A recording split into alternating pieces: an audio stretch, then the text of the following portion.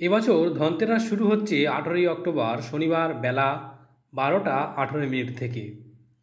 কিন্তু জানেন কি, ধনতেরাসে এই 5টা জিনিস ভুলেও কাউকে দেবেন না, তাহলে মা লক্ষ্মী আপনার থেকে মুখ ফেরাতে পারেন। ধনতেরাস উৎসব সুখ ও সমৃদ্ধি লাভের জন্য অত্যন্ত শুভ বলে বিবেচিত হয়। এই বছর কার্তিক মাসের শুক্লপক্ষে ত্রয়োদশ তিথিতে এই উৎসব পালিত হবে। এই দিনে দেবী লক্ষ্মী, ভগবান কুবের এবং ভগবান ধন্বন্তরীকে পুজো করা হয়। জ্যোতিষ ও বাস্তুশাস্ত্র মতে ধনতেরাসের দিন কিছু বিশেষ জিনিস কাউকে ধার দেওয়া খুবই অশুভ।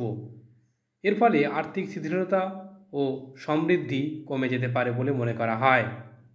জেনে নিন ধনতেরাসে কোন কোন জিনিসগুলি ধার দেওয়া উচিত নয়। 1. নুন। ধনতেরাসে নুন ধার দেওয়া অশুভ বলে মনে করা হয়। জ্যোতিষশাস্ত্রে নুনকে রাহু গ্রহের প্রতীক হিসাবে গণ্য করা হয় এবং এটি ঘর থেকে নেতিবাচক শক্তি দূর করতে সহায়ক। বিশ্বাস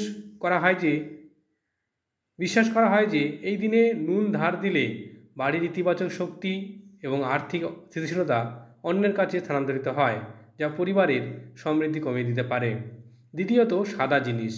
বাস্তুশাস্ত্র অনুসারে ধনতেরাসে দুধ, দই এবং চিনির মতো সাদা জিনিসও ধার দেওয়া উচিত নয়।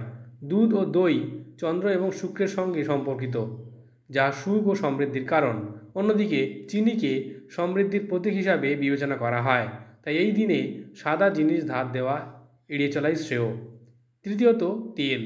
ধনতেরাসে তেল ধার দেওয়া অত্যন্ত অশুভ বলে মনে করা হয়, কারণ তেল শনি গ্রহের সঙ্গে সম্পর্কযুক্ত। এই দিনে তেল ধার দিলে ঘরে আর্থিক সমস্যা দেখা দিতে পারে। 4. টাকা। ধনতেরাসে ভুল করেও কাউকে টাকা ধার দেওয়া উচিত নয়। প্রচলিত বিশ্বাস অনুসারে এই দিনে কাউকে টাকা দিলে দেবী লক্ষ্মী আপনার ঘর থেকে বিতাড়িত হন। এর ফলস্বরূপ সারা বছর ধরে সম্পদ অস্থির থাকে এবং অর্থ হাতে এলেও তা খরচ হয়ে যায় বা সহজেই ধরে রাখা যায় না।